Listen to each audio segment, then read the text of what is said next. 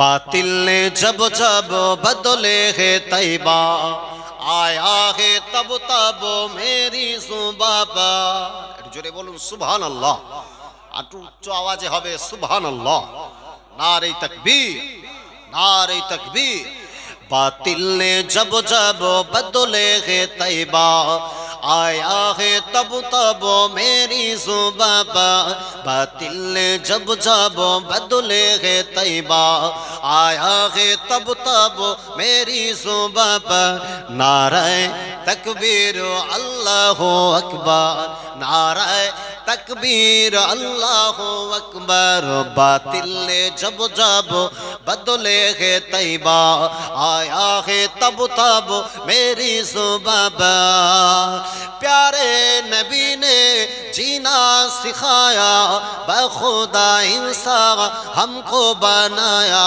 प्यारे नबी ने जीना सिखाया बखुदा इंसान हमको बनाया पहनाया पहनाया अखलाक ईमान का ज़ेवा नारे तकबीर अल्लाहु अकबर बातिल ने जब जब बदले है तैबा आया है तब तब मेरी जुबां पर नारे तकबीर अल्लाहु अकबर नारे तकबीर अल्लाहु अकबर अल्लाहुम्मा सल्ले अला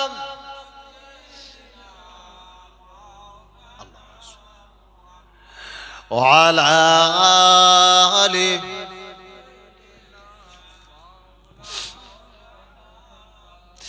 सिद्दीक फारूक उस्मान हैदर असहाब अज़वाज शब्बीर शब्बार सिद्दीक फारूक उस्मान हैदर असहाब अज़वाज शब्बीर शब्बार इन सब का एहसान हम सब के ऊपर नारे तकबीर अल्लाहु अकबर जोरे बोलूं सुभान अल्लाह जबान छेड़े हबे ना नारे तकबीर बातिल ने जब जब बदले है तैबा आया है तब तब मेरी जुबां पर नारे तकबीर अल्लाहु अकबर नारे तकबीर अल्लाहु अकबर अल्लाहुम्मा सल्ले अला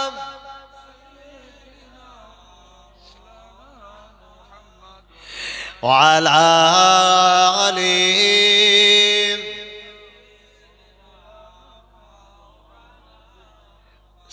ও আল্লাহ বাগে বান্দারা আমি আপনাদেরকে শোনাচ্ছিলাম আল্লাহ পাক জানালেন ইয়া আইয়ুহাল্লাযীনা আমানু উদখুলু ফিস-সিলমি কাফা ওয়ালা তাত্তাবিউ খুতুওয়াতিশ শাইতান ইন্নাহু লাকুম আদুউম মুবিন আল্লাহ পাক পবিত্র কোরআন সূরাতুল বাকারা প্রথম নাম্বার পারা 208 নাম্বার আয়াত আল্লাহ পাক জানালেন আয় আমার ঈমানদার বান্দা শুনে রাখো পরিপূর্ণভাবে ইসলামের ভিতরে প্রবেশ করো কেন না দুনিয়ার জমিনে খবরদার জানো ইবলিসের পদাঙ্ক অনুসরণ করো না কেন না ইবলিস হলো পৃথিবীর জমিনে তোমার জন্য প্রকাশ্য শত্রু জোরে বলে এই প্রকাশ্য শত্রু ইবলিস কিভাবে মানুষ আমার প্রকাশ্য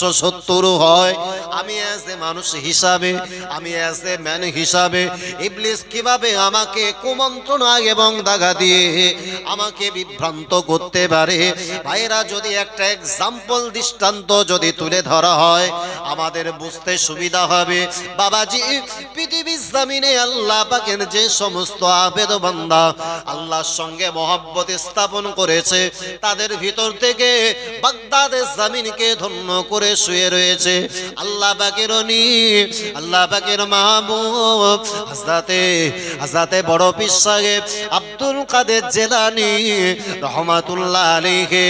আহারে আল্লাহ পাকের ওলি হযরত আব্দুল কাদের জিলানী রহমাতুল্লাহ আলাইহির জীবনের একটা ইতিহাস যদি আপনাকে তুলে ধরি আমার বুঝতে সুবিধা হবে।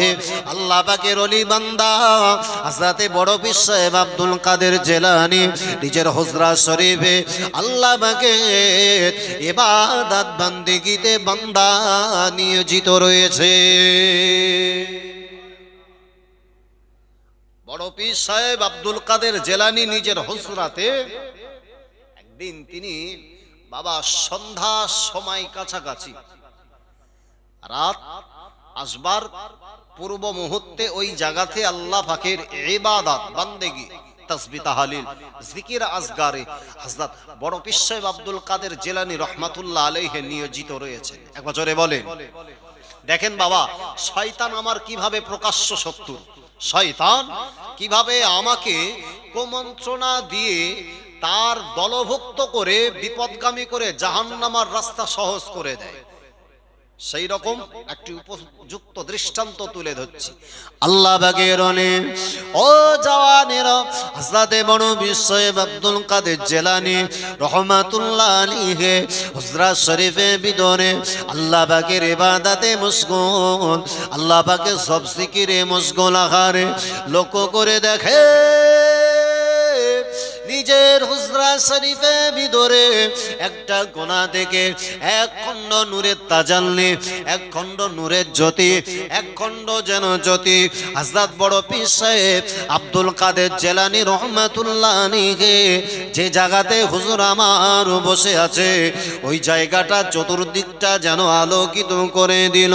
ওই সময় বড় পীর সাহেবকে জানানো হয়, ও বাবা আব্দুল কাদের, ও গো বাবা বড় পীর আব্দুল কাদের, শুনে রাখো আল্লাহ পাক আল্লাহ তাআলা তোমার প্রতি খুশি হয়ে রাজি হয়ে তোমার ইবাদত বন্দেগী, তোমার তাসবিহ তাহলিল, তোমার জিকির আজগারের প্রতি খুশি হয়ে আল্লাহ পাক তোমার জন্য আজ থেকে নামাজ ইবাদত বন্দেগী করা থেকে আল্লাহ তোমাকে এবার রুখসাত দান করেছে।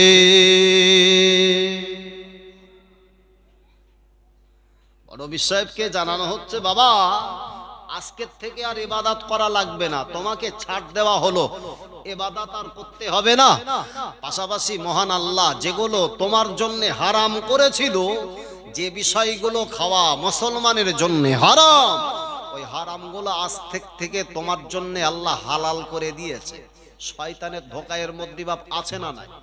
তার কারণ মানুষ যতক্ষণ না পর্যন্ত পুরো প্যাকিং না হয়, মানে বোঝো কি বলো তো, মানে তিনটে কাপড় দিয়ে শেষের জীবনের তার মূল্যবান রত্ন হিসাবে মানুষকে কৃতকার্য সমাধা করার জন্য যে কাফন দেওয়া হয়, ওই খাটিয়ার উপরে ওঠার আগ পর্যন্ত ইসলামের হুকুম মুসলমান নরনারীর উপরে বলবৎ থাকে কি থাকে না? আহা, বড় পীর সাহেব আব্দুল কাদের জিলানী রহমাতুল্লাহ আলাইহি বলছেন, এই কে রে তুই? আল্লাহ আমার জন্য হারাম বিষয়গুলা কি আল্লাহ হালাল করে দিয়েছে, আর আমার জন্য আল্লাহ ইবাদত বান্দেগী থেকে রুখসাত দেওয়া হয়েছে। বিশ্ব নবীকে যে ইবাদত বান্দেগী বিভিন্ন রকম শরীয়তের আইন যে নবীর উপরে মৃত্যু পর্যন্ত বলবৎ ছিল, আমি আব্দুল কাদের আমার জন্য সেটাকে আল্লাহ কিভাবে রুখসাত দিতে পারে? অবশ্যই জানি তুই আমাকে ধোঁকা দিতে এসেছিস, এখান থেকে বেরিয়ে যা। আব্দুল কাদের জিলানী রহমাতুল্লাহ আলাইহিকে বলা হচ্ছে, আব্দুল কাদের, পাশাপাশি আর একটা কথা শোনো, আমি যদিও তোমাকে ধোঁকা দিতে এসেছি, আমার মনের ইচ্ছা কিন্তু তোমার ভালাই চাওয়ার জন্য। আব্দুল কাদের জিলানী হুজুর বলছেন, আমার ভালাই চাওয়ার জন্য এসেছিস, তুই এতটা ভালো চেয়েছিস, হারাম খাওয়ানোর জন্য তুই উঠে পড়ে লেগেছিস, তুই অবশ্যই পৃথিবীর জমিনে আল্লাহর সেই অভিশাপ লাআনাত প্রাপ্ত নাম হলো ইবলিস। আমি তোকে চিনতে পেরেছি, আমার এখান থেকে বেরিয়ে যা। আল্লাহর ওলি হযরত আব্দুল কাদের জিলানী রহমাতুল্লাহ আলাইহিকে কিছু সময় পরে আবার হুজুরকে পিছন থেকে সালাম দেওয়া হয়। ও ও আল্লাহ বাগে বান্দারা, আল্লাহর ওলি হযরত আব্দুল কাদের জিলানী সালামের জবাব দেন না। আল্লাহর ওলিকে বলা হলো, ওগো আল্লাহ বাগের ওলি বান্দা, ওগো আব্দুল কাদের শুনে রাখো, আজকে তুমি আমার সালাম দিলে না, তুমি আমার সঙ্গে দ্বিচারিতা করেছো। আল্লাহর ওলি কথাটা শুনবা পরে আব্দুল কাদের হুজুর বললেন, ওগো ইবলিস শুনে রাখো, তোর উপরে কোনোভাবে আমি আল্লাহ পাকের পক্ষ থেকে নিরাপত্তা আশা করতে পারি না, এ কারণে তোর সালামের জবাব দিলাম না। আল্লাহর ওলির কথাটা শুনবা পরে আব্দুল কাদের জিলানী রহমাতুল্লাহ আলাইহিকে বলা হলো, ওগো আব্দুল কাদের, আজকে তুমি নিরাপত্তা পেলে, তুমি আমার কাছ থেকে বেঁচে গেলে। কেন না, তোমার ভিতরে আল্লাহ পাক, যে আল্লাহ পাকের পক্ষ থেকে তুমি দিন শিক্ষা পেয়েছো, আল্লাহকে যে তোমাকে একজন বড় পণ্ডিত আলেম বানিয়েছে, এই ইলমের দ্বারা তুমি আমার ধোঁকা থেকে বেঁচে গেলে। আল্লাহর ওলি হযরত আব্দুল কাদের জিলানী রহমাতুল্লাহ আলাইহি জবান দিয়ে তৎক্ষণাৎ বললেন, লা হাওলা ইল্লা বিল্লাহিল আলিয়্যিল আযীম। একবার জোরে বলুন সুবহানাল্লাহ। এ বাবা, হযরত আব্দুল কাদের জিলানীকে প্রথম নাম্বার অফার দেওয়া হলো, আজ থেকে হারামগুলাকে কি করা হয়েছে, হালাল করা হয়েছে। এখন এই গ্রামের ছেলেপিলেরা যারা সন্দেহ হলে লটারির টিকিট কাউন্টারে গিয়ে বেশ ঝাঁকাঝুঁকো দেয়, আবার কিছু লটারি পার্টি আছে, এরা লটারি কাটার সময় চিন্তা ভাবনা করে, যাক হুজুরের কাছ থেকে একটু দোয়া করলে যায়। বোঝেন, একটা মুসলিম কমিউনিটিময় এলাকাতে লটারির দোকান যেভাবে বা রমরমা চলে, একটু খোঁজ নিলি কাওড়াপাড়ায় ঘোষপাড়ায়ও পাবা। টিকিট কাটবে আগামীতে বাবা পবিত্র মাহে শাবান আছে না নাই, যে রাত্রেটাকে মুসলমানেরা বরকতপূর্ণময় রাত হিসাবে মানে, বোঝেন না, এই বরকতপূর্ণময় রাত, যে রাতটাকে মুসলমানেরা চিন্তা ভাবনা করে এটা সৌভাগ্যের রাত, বরকতের রাত, তাই সেই দিনই লটারির টিকিট কাটা পার্টিগুলো একটু ভালো করে খোঁজ টোজলে বলতে, কোন রাত্রিটা শনিবার রাতের রাত, ওই রাত্রে কোন খোঁজ রাখিস, ইন্ডিকেট করে রাখবি, মার্কিং করবি, সৌভাগ্যের রাতে গে বসিরহাটের বড় যে টিকিট কাউন্টার রয়েছে ওখান থেকে টিকিট কাটতে যাবো। মানে যদি কোনোভাবে যদি একটা মোটা দানা বেঁধে যায়, তাহলে এইবার আমার লাইগে না। আহা, তবে এদিককার আমার ভাইটাই এরা বোধহয় কাটে ফাটে না, এদিক চলে না, এরা কাটে না, খুব ভালো। ও মানে কাটারও কাঠে, আবার গাঙের থেকে গা ধরে। আহা, আর আব্দুল কাদের জিলানী পরিষ্কার বলল, একটা মানুষের জন্য হারাম ততক্ষণ পর্যন্ত বলবৎ, যতক্ষণ না পর্যন্ত তার শেষ নিঃশ্বাস প্রশ্বাসটুকু যতক্ষণ না বন্ধ হয়। তুই আমারে ধোঁকা দিতে আসলি, হযরত আব্দুল কাদেরকে দ্বিতীয় নাম্বার ধোঁকা দেওয়া হলো। আজকে তুমি আমার কাছ থেকে বেঁচে গেলে, তোমার ভিতরে যে দ্বীনি শিক্ষা ইলম রয়েছে, ওই ইলমের বরকতে তুমি বেঁচে গেলে। আল্লাহর ওলি ওই জায়গাতে তিনি আলহামদুলিল্লাহ পড়ার পরিবর্তে পড়লেন লা হাওলা ওয়ালা কুওয়াতা ইল্লা বিল্লাহ। একবার জোরে বলে, তার কারণ শয়তানের কাছ থেকে নিরাপত্তা চাইলেন। আর ওই সময় আব্দুল কাদের জিলানী বলতে লাগলেন, আল্লাহর ওলি বড় পীর সাহেব আব্দুল কাদের জিলানী রহমাতুল্লাহ আলাইহি বলল, ও ইবলিস শয়তান শুনে রাখো, পৃথিবীর জমিনে আল্লাহ আমাকে যদি না বাঁচাতেন, আমার ইলম, আমার দিন শিক্ষা, আমার জ্ঞান, এটা থেকে কখনো আমি বাঁচতে পারি না। কেননা যে জ্ঞান ছিল ইবলিসের ভিতরে, ওই জ্ঞানের দ্বারা ইবলিস অহংকার করে চিরজনমের মতো অভিসম্পাদ প্রাপ্ত হয়েছে। যে ইবলিস বলেছিল আমি আদমের পরিবর্তে শ্রেষ্ঠত্বের ব্যাপারে আমি সর্বাপেক্ষা বেশি মর্যাদাবান, এ কারণে ইবলিস চিরজনমের মতো আল্লাহর কাছ থেকে শয়তানের বেনি পড়ে নিল। আমি আব্দুল কাদের জ্ঞানের দ্বারা বাঁচতে পারি না, বরং আল্লাহ আমাকে বাঁচালেন বলে আমি বড় পীর আব্দুল কাদের বেঁচে গেছি। জোরে বলে, আরো জোরে বলে। হযরত আব্দুল কাদের জিলানী হুজুরের কথা শোনার পরে ইবলিস আবার ডেকে বলছে, আব্দুল কাদের 3 নাম্বার ধোঁকা থেকে আবার তুমি বেঁচে গেলে। কিভাবে? ইনজেকশন ফোড়ে বাপ দেখেছো? আহা, মানে যখন ফুটতেস কেউ কিছু বুঝ দিবেন না, ভাই ভাইয়ের গন্ডগোল হয়েছে, পেছন থেকে অন্তরের ভেতর উদ্রেক করে দিচ্ছে, তুই ওর থেকে বড়, তা তুই চুপ করে থাকবি কেন? তুই একটু যা না, ভালো করে ঘেপকে দিয়ে, বুঝেন না?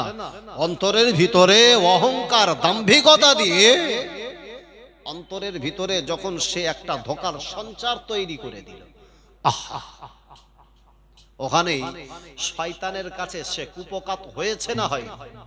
আর আব্দুল কাদের জিলানীকে পাকড়াও করতে না পারলে ওই সময় ইবলিস ডেকে বলছে, আব্দুল কাদের আবার তুমি বেঁচে গেলে কেন? তোমার ঈমান যে এতটাই মজবুত, তুমি জানো মানুষের শিক্ষা কখনো বাঁচাতে পারে না, আল্লাহ বাঁচান বলে তুমি বাঁচতে পারো, এটাই হচ্ছে তোমার ঈমানি শক্তি। জোরে বলে, ও আল্লাহ কে বান্দারা, আল্লাহর ওলি হযরত আব্দুল কাদের জিলানী রহমাতুল্লাহ আলাইহি ওই সবাই আমার বলল, ও ইবলিস শুনে রাখো, তুমি কি আবার কোনোভাবে ধোঁকা দেবার জন্য অন্য কোনো ষড়যন্ত্র তৈরি করো? আল্লাহর ওলি কথাটা শুনবা পরে ওই সবাই ইবলিস ডেকে বলল, ওগো আল্লাহ পাকের ওলি বান্দা, আমি আব্দুল কাদের জানিয়ে দিলাম, আল্লাহ পাক তোমার ভিতরে যে দ্বীনি শিক্ষা রেখেছিল, ওই দ্বীনি শিক্ষার দ্বারা তুমি বুঝতে পেরেছো মানুষের শিক্ষা কখনো বাঁচাতে পারে না, আল্লাহ যাকে বাঁচায় সে বাঁচে। এটা শিক্ষা যদি না থাকতো তাহলে তুমি বাঁচতে পারতে না। জোরে বলবেন না, চিল্লে হবে না। তাহলে দ্বীনি শিক্ষার কতটা গুরুত্ব, এই শিক্ষা যদি না থাকতো আব্দুল কাদের অহংকার করে ফেলতে, আব্দুল কাদের তোমার ভিতরে দাম্ভিকতা তৈরি হতো, তোমার ভিতরে একটা অহংকারের জন্ম নিত, যাতে তুমি পরিপূর্ণ ধ্বংস হয়ে যেতে। আল্লাহর ওলি হযরত আব্দুল কাদের জিলানী রহমাতুল্লাহ আলাইহি ওই দিনে শয়তানের কুচক্রান্ত থেকে বেঁচে গেল, কিন্তু আজকে সমাজের ছেলে মেয়েগুলা বাঁচে না, যার কারণে লক্ষ্য করে দেখা যায় আমার ঘরের সন্তানেরা যদিও এই সমস্ত মাহফিলগুলা দেয়, এই মাহফিলগুলা দেওয়ার উদ্দেশ্য হলো দিন শিক্ষা করা, কিন্তু বাবা এই জায়গাতে কোরআন সুন্নাহর আলোচনা হচ্ছে, অপরদিকে এই মাহফিল কেন্দ্র করে বিভিন্ন হাট বাজারে বাবা মাসি মধুর পেছনে বাপ ঘুরতেছ না, ঘোরে না, এরা বোঝে না শয়তান কি করে দাগা দেয়। বাড়ির থেকে কচি বের গেছে, মারে বলতে মা একটু ওই পাড়ায় সভা হচ্ছে তা একটু ঘুরে আসি, আর কচি এখানে এসে বাপ জেসিবির মতো ঘুরতেছে, একটু খোঁজলাও না বাপ, হাতে আবার সব নাম্বার টোকাটুকি করে সে আবার পেছনে লাইন লেছে, হাফ বিউটি খাতুন, আকাশ খাতুন, জরিনা খাতুন, সকিনার পেছনে ঘুরতেছে রে বাবা। এর অন্তরের ভিতরে ইবলিস দাগা দিয়েছে না দেয়? আজকের যারা মনে করে, আজকে যে সমস্ত ভাইয়েরা অক্লান্ত পরিশ্রম করে মাহফিলটা দিয়েছে, এই মাহফিল যদি আমার পরিপূর্ণ অনর্থক হয়, আজকের এত কষ্ট, এত খাটাখাটনি দীর্ঘদিনের জন্য আমার পরিকল্পনা প্ল্যান নষ্ট যদি ব্যর্থ হয়, এর চাইতে ক্ষোভের আর কিছু থাকতে পারে? এ বাবা, এখানে বসলে সওয়াব হবে, এখানে বসলে আপনার প্রতি আল্লাহ রহমত নাজিল হবে, কিন্তু এই সমস্ত মজলিসকে তারা ইগনোর করে এড়িয়ে গিয়ে বরং সব জাহান্নামার কারখানার বাসিন্দা হচ্ছে। সুতরাং আমাকে ইবলিস যেন কোনোভাবে চক্রান্ত না দিতে পারেন, এই জন্যে আমাকে পরিপূর্ণভাবে তৈরি থাকতে হবে। আমার ভাইয়েরা, ও জওয়ানেরা, ও গো যুবকেরা, তাই আল্লাহ নবী বললেন, বাবা সাহাবীরা, আমি আল্লাহ নবী জানিয়ে দিলাম, আমি বিশ্ব নবী জানিয়ে দিলাম, কিয়ামত ততক্ষণ পর্যন্ত সংগঠিত হবে না যতক্ষণ না পর্যন্ত পৃথিবীর জমিনে অর্ধ উলঙ্গ নারীর আনাগোনা না বেড়ে যাবে, ততক্ষণ পর্যন্ত আল্লাহ পৃথিবীর জমিনে কিয়ামত সংগঠিত করবে না। আল্লাহ নবী আরো বলে, দুনিয়ার জমিনে যখন গান বাজনার সংখ্যা বৃদ্ধি পাবে, হারাম করে সংখ্যা বৃদ্ধি পাবে, সুদের লেনদেন বেড়ে যাবে, ওই সময়ে আল্লাহ পৃথিবীর জমিনে অনাবৃষ্টি দেখা দেবে। আবার কখনো কখনো আল্লাহ পৃথিবীর জমিনে ভূমিকম্প দিয়ে একটাবার মানুষকে আল্লাহ ঝাঁকা দিয়ে বুঝিয়ে দেবে। আল্লাহ পাক যেমন ভাবে কোরআন কারীমের 30 পারার ভিতরে আল্লাহ ঘোষণা দেন, ইজা জুলজিলাতিল আরদু জিলজালাহা ওয়া আখরাজাতিল আরদু আসকালাহা ওয়া ক্বালাল ইনসানু মা লাহা। আল্লাহ পাক রব্বুল আলামিন পৃথিবীর জমিন যখন ধ্বংস করে দেবে, দুনিয়ার জমিন যখন থরথর করে কাঁপবে, ওই সময় দুনিয়ার জমিনের সমস্ত রকম ভিতরে লুকায়িত জিনিসগুলাকে আল্লাহ উদ্ঘাটন করে দেবে। যেমন ভাবে কখনো কখনো জাপানের জমিনে, ভারতবর্ষের জমিনে, আমার ভাইয়েরা চীনের জমিনে কখনো কখনো ভূমিকম্প দেখা দেয়।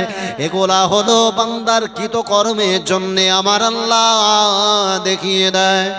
ও জওয়ানেরা, ও যুবকেরা, তাই কখনো লক্ষ্য করে যে সময় পানি হওয়ার দরকার সেই সময় আমাদের জন্য পানি জোটে না, আবার যখন পানির প্রয়োজন হয় না ওই সময় আল্লাহ দুনিয়ার জমিনে বন্যা দ্বারা দুনিয়ার জমিনটাকে আমার আল্লাহ প্লাবিত করে দেয়। এটা হলো দুনিয়ার জমিনে মানুষের কৃতকর্মের দরুন। তার কারণ অবশ্যই জানবেন, বিগত 1 বৎসর 2 বৎসর হলো দুবাইয়ের জমিনে এত প্লাবন হলো, গোটা বিশ্বের মানুষ দাঁড়িয়ে দেখেছে দুবাই এত প্লাবন হয়েছে যে দুবাইয়ের জমিনে পানি বর্ষণ করাতে গেলে সেখানে কৃত্রিম উপায়ে মেঘ তৈরি করে ঘর্ষণ লাগিয়ে পানি সেখানে ফেলতে হয়, কোনোভাবে আসমান থেকে পানি বর্ষণ হয় না। অথচ শুষ্ক মরুভূমিময় এলাকা, ওই জায়গাতেও আল্লাহ পাক আপনার অজস্র পানি দ্বারা দুবাইয়ের জমিনটাকে আমার আল্লাহ প্লাবিত করে দিয়েছিল। তার কারণ দুবাই হলো পৃথিবীর জমিনের এমন একটা জায়গা যেখানে হচ্ছে বাবা নারী পুরুষেরা অবাধ মেলামেশা বিভিন্ন রকম নাপাক হারাম কাজের সঙ্গে জড়িয়ে রয়েছে। এটা হলো আল্লাহ পাকের দেওয়া বান্দার কৃতকর্মের দ্বারা বান্দার জন্য তার কর্মফল। আপনি ভুলে যাবেন না, যে বান্দাকে আল্লাহ এত ভালোবাসে, যে বান্দাকে আল্লাহ এতটা পছন্দ করে, আর সেই বান্দা দুনিয়ার জমিনে কষ্ট পাক, এই বাবা এটা কি আল্লাহ কখনো চাইবে? দুনিয়ার মানুষ কি আল্লাহ ভালোবাসে কি বাসে না? যখন দুনিয়াতে আল্লাহ মানুষ পাঠাবে, ফারিস্তারা আল্লাহকে বললেন আল্লাহ পাঠান, ওরা দুনিয়ায় গিয়ে ফিতনা ফাসাদ মারপিট হাঙ্গামা দাঙ্গামা করবে, ওর থেকে আপনার ইবাদতের জন্য আমরা ফেরেশতারা যথেষ্ট। কথা ঠিক বললাম না ভুল বললাম? অথচ আল্লাহ বললেন আমি যা জানি ফেরেশতারা তোমরা তা জানো না। আর সেই আল্লাহ নিজের ইচ্ছাতে দুনিয়ার জমিনে আল্লাহ মানুষ সৃষ্টি করলেন। আমার নিজে হাতে তৈরি করা জিনিস যদি নষ্ট হয়, ওর প্রতি একটা মনোবল হারাবে কি হারাবে না? কষ্ট হবে কি হবে না? আল্লাহ তো কখনো চায় না দুনিয়ার জমিনে বান্দা বিপদ মুসিবতের মুখাপেক্ষী হোক, কিন্তু বান্দা যখন ওই শয়তানের কুমন্ত্রণা কুচক্রান্তে পড়ে বান্দা যখন ডিসব্যালেন্স হয়, আর সেই সময়ে আল্লাহ ওর উপরে ভূমিকম্প দেয়, ওর উপরে আল্লাহর আসমানি বাস পড়ে। ও কারণে পৃথিবীর জমিনে কখনো অনাবৃষ্টি দেখা দেয়, পৃথিবীর জমিনে তখন খরা দেখা দেয়। এটা হচ্ছে বান্দার কৃতকর্মের ফল। তাই তো পৃথিবীর জমিনে তখন এই সমস্ত অধিক হারে বৃদ্ধি পায় দুনিয়াতে, যখন নগ্ন নারী সমাজের মাঝখানে বেশি বেশি গুণে দুনিয়ার জমিনে যখন বৃদ্ধি পাবে। আল্লাহ রাসূল তাই বললেন, কিয়ামত ততক্ষণ পর্যন্ত সংগঠিত হবে না দুনিয়ার জমিনে যতক্ষণ না উলঙ্গ নারীর বেশি আনাগোনা না দেখা দেবে। আমরা হয়তো মনে করি আমরা 5 ওয়াক্ত আলহামদুলিল্লাহ নামাজ কালাম পড়ি, আমাদের কোচিরা হারগিজ কখনো এরকম খারাপ হতেই পারে না। কিন্তু বাপ তো তুমি বোঝো না, তোমার তো দাড়ি পেকে গেছে, কোচি সকালবেলাতে এলে সন্ধে পর্যন্ত 49টা শুধু ফেসবুকে স্ট্যাটাস দিচ্ছে। এবার আছে না না? হ্যাঁ, ফেসবুকে কোন কায়দায় স্টাইল দিয়ে ভালো করে একটু সেলফি টেলফি দে, কত নগ্ন হওয়া যায়, কত উলঙ্গ হওয়া যায়, কত লাইক পাওয়া যায়, কত ভিউজ পাওয়া যায়, তোর কবরে বাস ফেলবে। তোকে দেখে দুনিয়ার যত পুরুষ তার অন্তরের ভিতরে খারাপিয়াত তৈরি হবে, ততটার গোনা তোর নামায়ে আমলে আল্লাহ পুরো ইন্টারেস্ট সমচ্চা পাবে। তুমি যেন নারী হয়ে আনাড়ি হয়েও না, নারীর জন্য শোভনীয় যেটা মানায় সেটা করো। তবে নারীর সম্মান দুনিয়ার অন্য কোনো ধর্ম না দিলেও আমার ইসলাম নারীকে সম্মান দিয়েছে। একবার জোরে হবে না? একটু চিল্লে বলতে পারেন না? নারী তাকবীর! আমার ইসলাম নারীকে ইজ্জত সম্মান দিয়েছে না দেয়? গোটা বিশ্বের বুকে আমার ইসলাম নারীকে যতটা সম্মান দিয়েছে অন্য কোন কমিউনিটি ধর্মের ভিতরে এত সুন্দর নারীর সম্মান ইজ্জত আল্লাহ দেয়নি। সেই সম্মান বাপ লাগাচ্ছে কোথায়? আজকে সব লাগাচ্ছে যে সমস্ত আজকের আমাদের ভাবিরা, আঙ্গাকাচিরা, আজকের এই জলসাকে কেন্দ্র করে বেশ ভালো করে আটা খামির বেশ মুখি একদম সুন্দর করে বেশ ঝেড়েছে। কত রকমের মেকআপ আছে রে বাপ, সব দে আজকে উর্ফির মতো ঘুরতেছে। চেনো বাপ উর্ফিরে? আহা,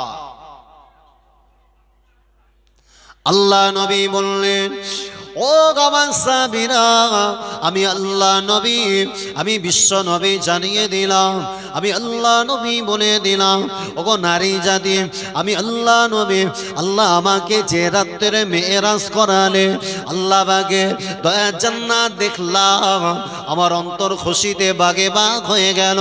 আল্লাহ বা আমাকে যখন জাহান্নাম দেখালে, আমার অন্তরটা ভীত কম্পিত হয়ে গেল। আল্লাহ নবী বলে, ও আমার সাহাবীরা, আমি আল্লাহ নবী, আল্লাহ যখন আমাকে জাহান্নাম দেখালে, আমি লক্ষ্য করে দেখি জাহান্নামের ভিতরে অধিকাংশ নারী জাতি। তাতে আমার চাচারা, আমার নানারা, আমার খালুরা বাপ পরিসংখ্যান কম না বেশি? কম। জাহান্নামের ভিতরে কিন্তু সব পোকার মতো বাপ সব খাবি খাচ্ছে, কিলবিল কিলবিল কিলবিল করতেছে। কারা বলো দিন? আহা, নারী রূপে যারা সমাজে আনাড়ি সেজেছে।